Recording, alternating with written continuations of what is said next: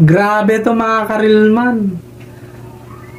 Dalawang riders nagsusuntukan. Grabe, ang iinit ng ulo. Pero hindi inaawat ng mga tao, mga karilman.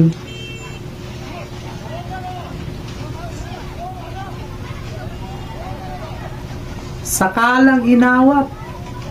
Pagkatapos na nila magsapakan. Ano ba mga yan, mga karilman? Mga Pilipino talaga. Huwag ganun. Dapat bago pa lang sila magkainitan, awatin nyo na agad para walang masaktan. Pero iba yung ginagawa nyo eh. Hinihintay nyo pa na magkasakitan sila. Kaya hindi umuunlad yung bayan natin dahil sa mga kagaya nyo. Ang hihilig nyong magpaaway ng mga tao. Pwede nyo naman awatin agad. Pero bakit ang tagal nyo?